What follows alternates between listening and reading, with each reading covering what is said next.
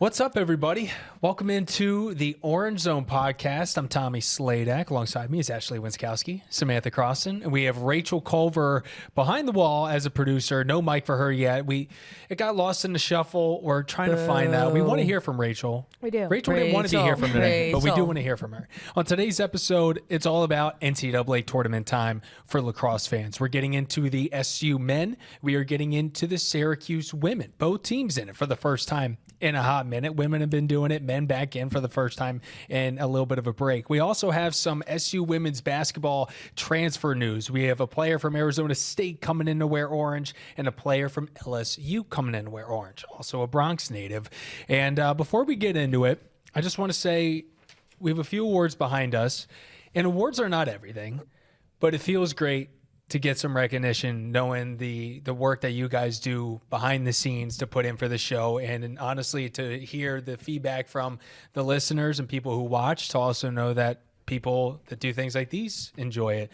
This is a Syracuse Press Club award, so thank you to the Syracuse Press Club. We got first place for Best Radio Podcast - Sports Show. So there we go. Nice.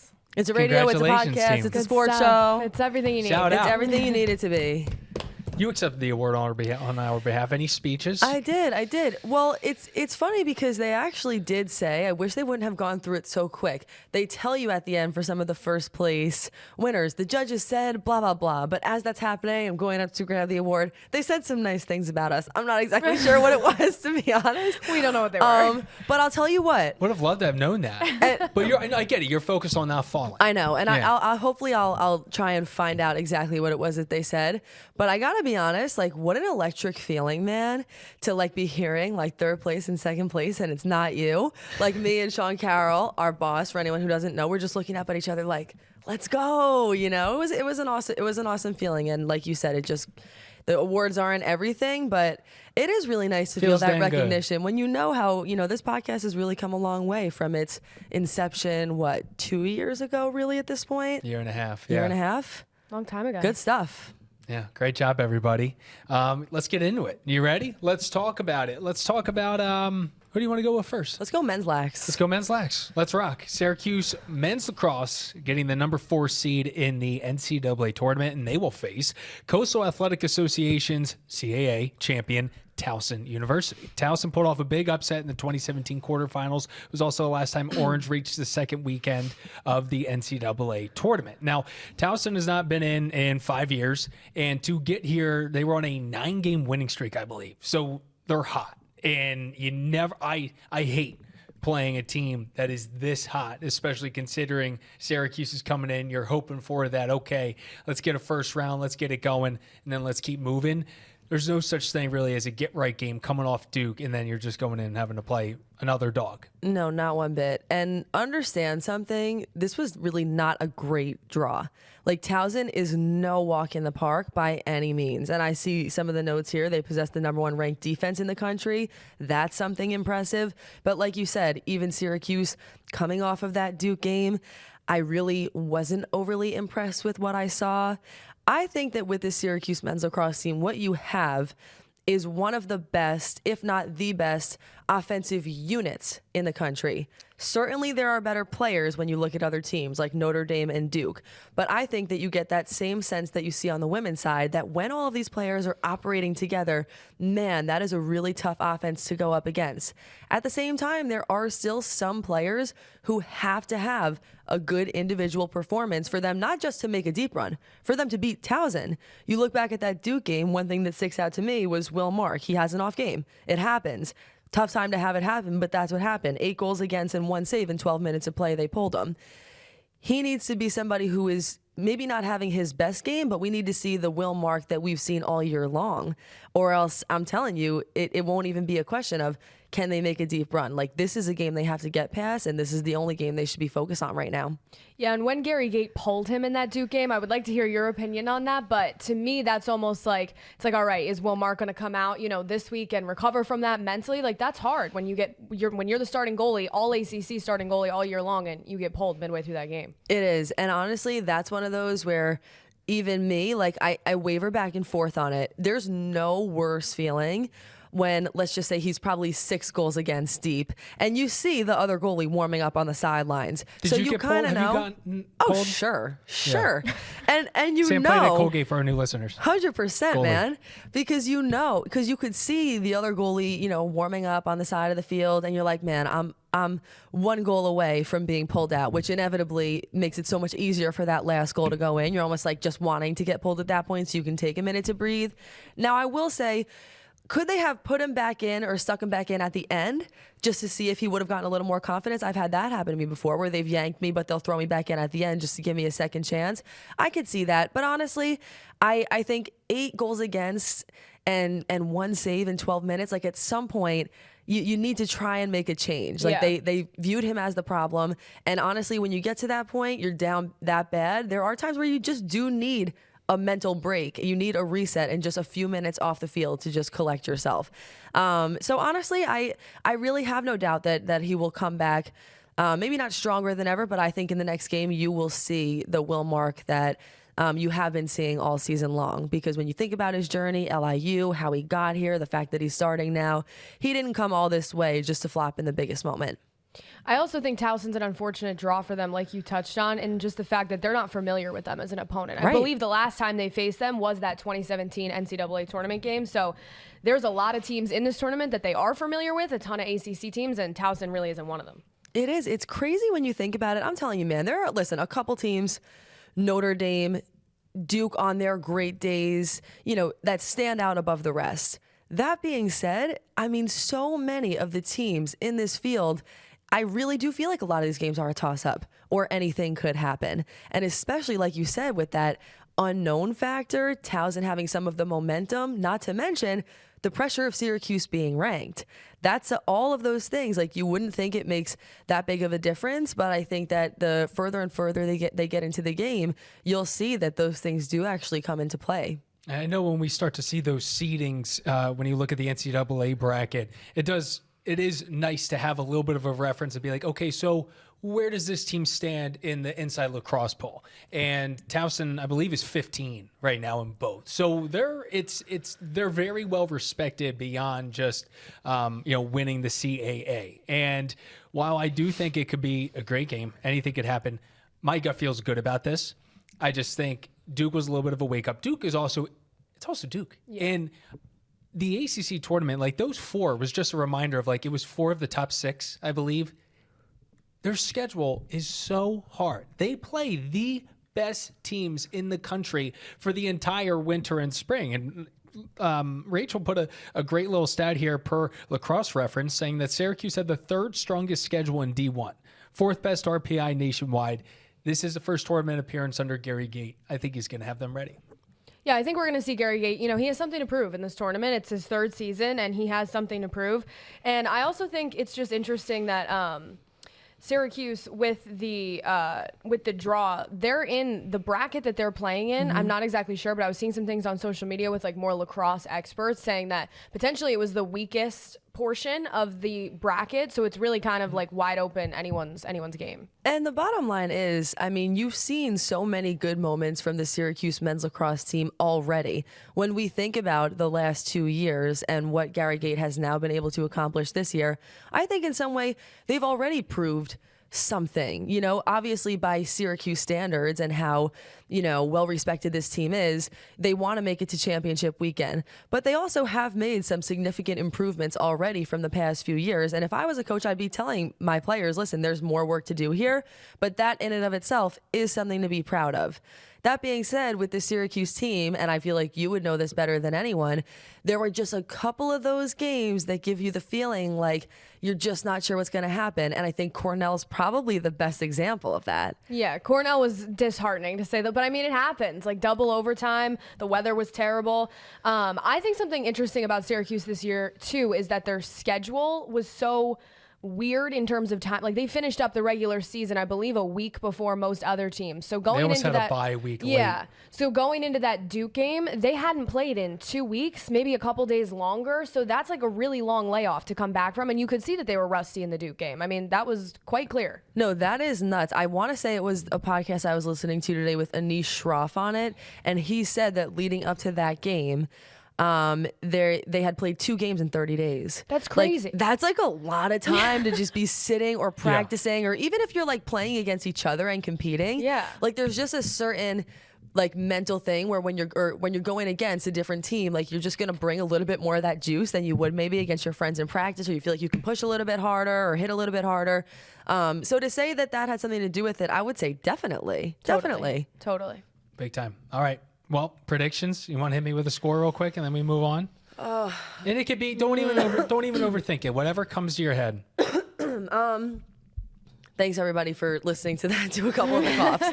If I had a cough button, I would use it. Sorry. Wow. I don't know why I'm having like weird intuition about this. Ooh. I hope I'm wrong. Ooh. I hope I'm wrong. Uh-oh. I'm gonna go like a really high scoring. Although if Towson's defense is really good. Yeah, it's an interesting matchup, right? Towson with one of the best defenses, Syracuse one of the best offenses. They really are well matched. I know I'm going to be off on this, but you just had to go with my gut, so we're going to go with my gut. I think Towson's going to win this game maybe like 16-12. Okay. How about you? I was going to say a close score like Really? that too. I'm kind of...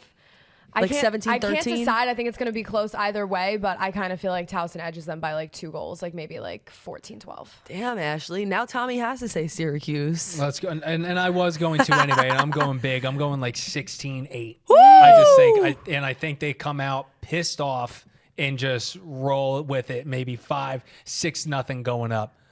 And if that doesn't happen, that puts me in a really bad spot. No, so but that's I'm going it. full send. And that's what we said. We're gut checks, guys. Yes, This yes. is gut checks. And it's crazy. Like, I don't know why this is the kind of game where I could literally see it being like 9-7, Yeah. like, 17-13. Yeah. I could see either team winning. Like, I don't know. That's a really weird, tough one to predict. It's a good game. I Can't hope wait. you're right. So that is 7:30 on Sunday on ESPNU. So busy Sunday coming up. Also Sunday, playing at 2 o'clock. The men will be inside in the Dome. Graduation going on earlier in the day. Women's lacrosse will be playing at 2 o'clock on the SU Soccer Stadium, which they've played a few times before. They had to play at local Cicero North Syracuse High School back when Monster Jam was happening. So they're used to outdoor home games, I think I should say. And they are taking on the winner of Stony Brook or Niagara on Sunday at 2 o'clock. That Stony Brook and Niagara game happening on Friday. And the person on the call is sitting right across from me. Sam, what can you tell me about these two teams that jump out to you? Well, something that I first of all think this is just a fantastic matchup. Like I'm so thrilled, even from a broadcasting standpoint, that this is the bracket that we ended up having. Niagara, I think what's interesting is that they actually have a lot of local kids. Like there are actually a decent amount of kids Counted who are 7, from right? who are from like the Syracuse area, or some of the towns surrounding the city, which I think just provides a little bit of extra juice. And also, they're winning the MAC conference for the first time. I want to say the past 5 times. They hadn't won it. It was actually Fairfield who had won 5 times in a row. So the fact that they even got here, I think they have that certain level of just juice and being pumped up. But for Stony Brook, honestly, do I think they win this game? I do. I love and I don't know if I'm biased. I'm not sure if it's a Mount Sinai thing, but I love the genetic makeup of this Stony Brook team. I think they kind of have this like 3-headed monster of a couple of their offensive players, Ellie Massera, Kaylin Hart, and this one transfer, Alex Finn. But even just beyond that, it's like when you're looking at some of the statistics, for Stony Brook nationally, it's just amazing what they've been able to do. And I understand that they haven't played in the competition that, Syracuse and some of the other teams have. But they really have a lot of talent on this team, and they're an offensive powerhouse. Their defense is normally pretty locked down, and their goalie situation is okay. I think that ultimately they probably will win against Niagara. And if they do, I think that Syracuse game on Sunday is going to have a lot of juice, because this is a team that, again, beat them in overtime in the regular season. Stony Brook and Syracuse all-time record, it's 5-2 Syracuse. And one of their wins was the win that came this year. So I think it's going to be interesting. I think it's going to be very interesting and very close. If my memory serves me correct, Stony Brook has never made it past the quarterfinal game.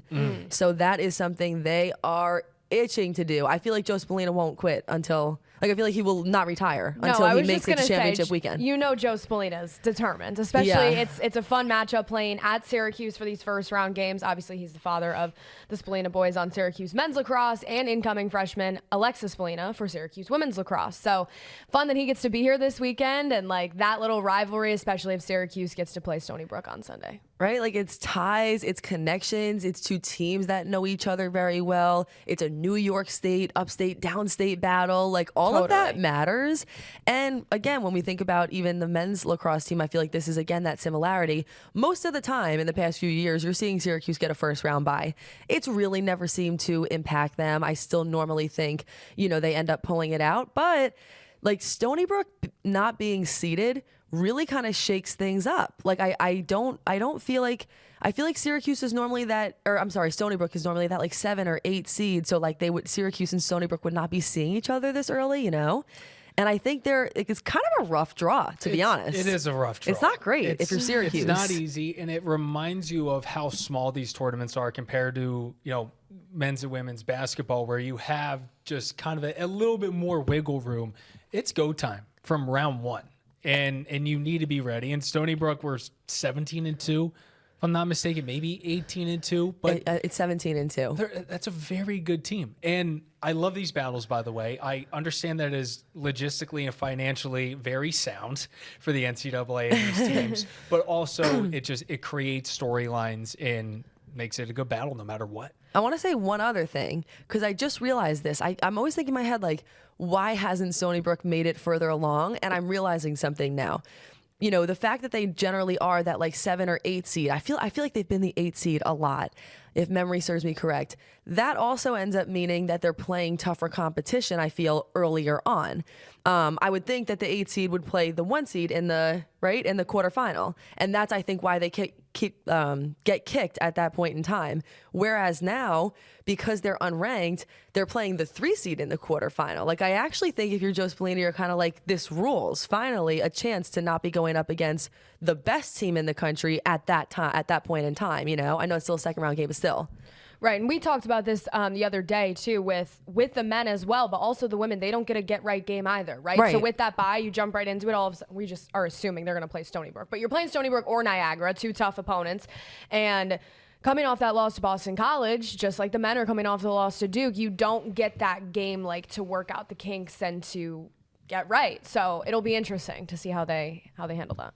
No, you're right. I mean, I feel like if Syracuse was playing against Niagara, that it would never happen because, like you said, they get the bye. Yeah. But you just wonder how that shakes things up. Would it have been better if they were the 4 seed and they were playing sooner? I'm not sure, but these are the cards that they were drawn, and at least they get to play at home, which is never a bad thing.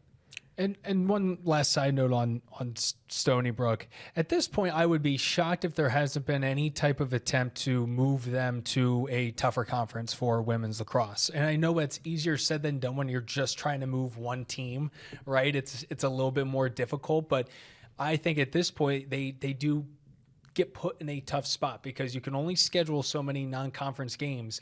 And after that, and if you have a fantastic season, you're probably saying to yourself, what more can we do here? Yeah. And the only thing that we can do more is move up and have stiffer competition, because you're right, they get put in a spot that is not easy to get out of. Always. They never have really gotten like that great seed. And honestly, it's like you can't blame the committee because there is no reason to put them there based on some of the other teams and the competition that they're facing.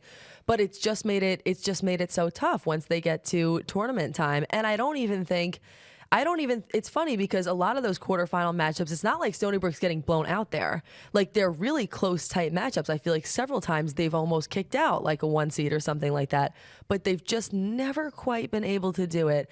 And like I said, I've seen a lot of Stony Brook teams. I remember Joe Spallina telling me earlier in the season when we were calling the game between Syracuse and Stony Brook in the regular season that he thought this was one of the most talented teams that he's ever had. So we will just have to see how all of that plays out against a Syracuse team that has most recently lost to Boston College. Looking forward to it. Big Ellie Massera fan, by the way. Who isn't? She's great. She's just fun to watch, and it's just like she gets the ball, and it's like, well, I know where this is Here we going. go. Back of the net. We'll have to see. We'll have to see how they guard her. Big task for the defense. We'll see. Niagara, Stony Brook Friday, winner plays Sunday. Sam Croston on the call. Women's basketball. Let's talk about it. Pair of transfers coming in from LSU and Arizona State. They've committed to Felicia Leggett, Jack, and the Orange. I want to start with LSU first. I actually want to jump down. Let's go with Angelica Velez. Great name. I believe I pronounced that right. I think so. 5'7" guard. Helps out in the backcourt. Now, she had limited minutes, limited points. She's also was on a very good LSU team, but this was a prized freshman. This was someone that I went to the message boards on the Tiger side, and they're upset about losing her. Mm-hmm. That's always a good sign. You love to see that. Hate it when it's your dove team. Into the message boards on a Tuesday. I was just curious. I always end up learning a lot when players transfer about, like, what is the feel from the team that they're leaving. And the more angry and upset they are, the better it is for wherever they're going. So she's from the Bronx, attended the Webb School in Tennessee, prep school. She was ranked the number 44 recruit in the class of 2023. So top 50, appeared in 23 games, and looking forward to just seeing another body in at the guard position with Deasia Fair gone and with Kennedy Perkins gone, who I really thought was going to be the one that was going to slide right in. This is going to help build that up along with everyone else. Yeah, I think it was a huge get for FLJ in this offseason. Like you mentioned, she was such a highly rated recruit out of high school.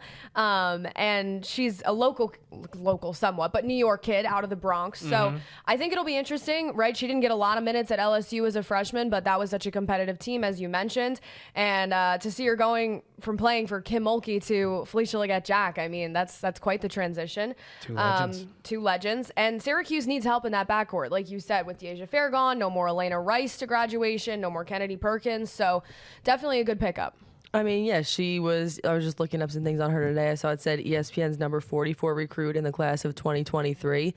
Like you guys said, this is a recruit a lot of people wanted. And yes, she didn't play a lot of minutes at LSU, but also outside of Angel Reese, they were generally playing four guards. Like, I think she's kind of a wild card. It's an interesting situation because we really don't know what we're going to get because no one has seen her at her full potential because she was buried on that depth chart there. And it's one of those things, like, I could see where LSU fans are kind of like, dang, that's someone who we missed out on.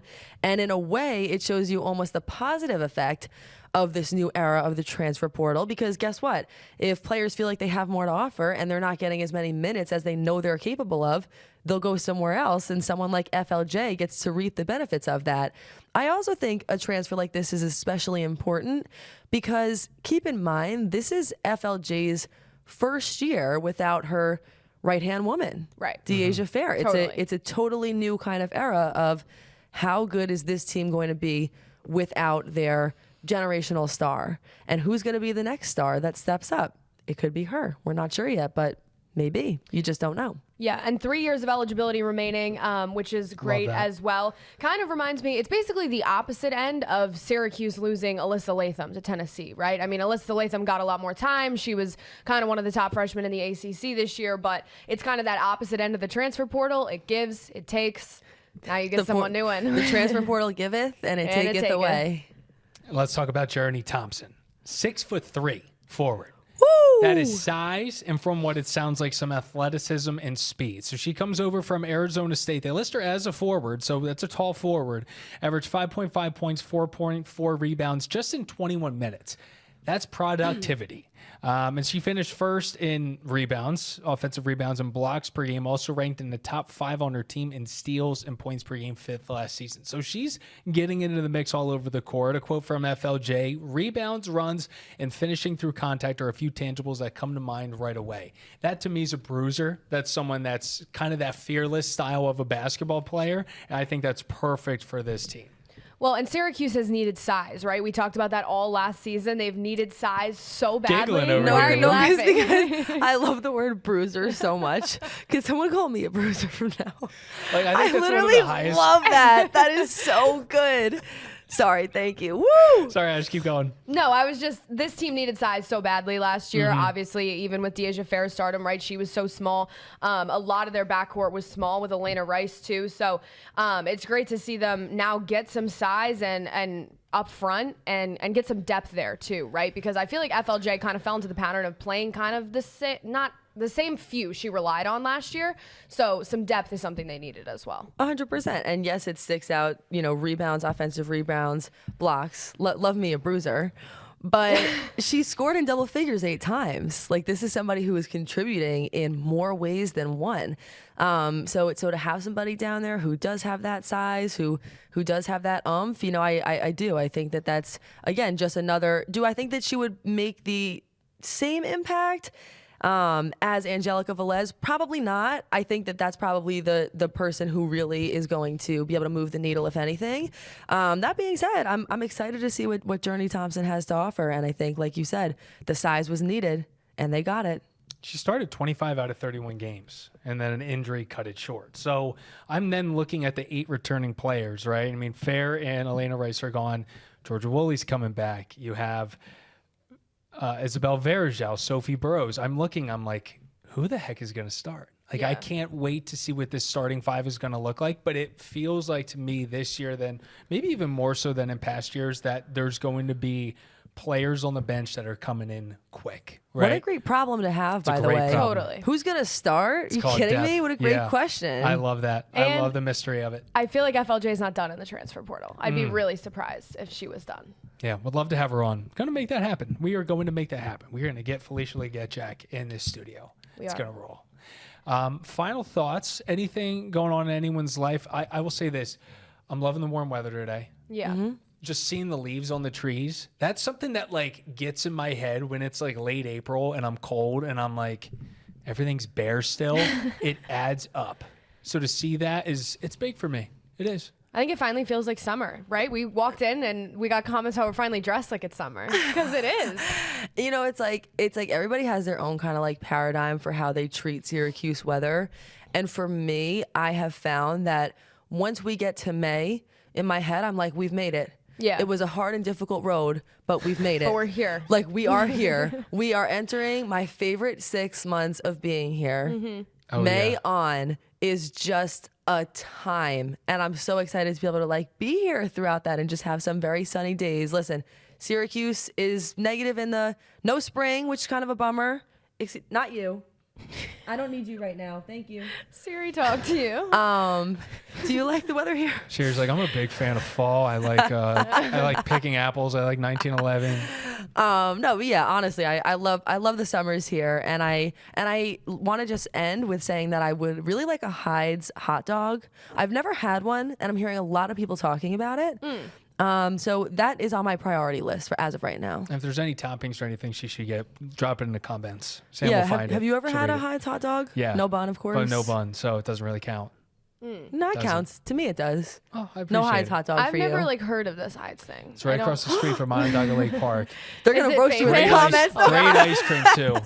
Great ice cream. I'm kidding. There's gonna be some Central New Yorkers upset with us. I know what Hyde's is. I've eaten their ice cream plenty of times, but the Wait. hot dog we really needed. I'm forgetting what it's Have a called now, but Westbrook, one of our photographers here, was informing me that there's actually a white hot dog. You know, Rachel, what's the white hot dog called? A snapper. Snapper. Or a snappy. Yeah. I never heard of it until now, but I will be diving into the snapper world as well.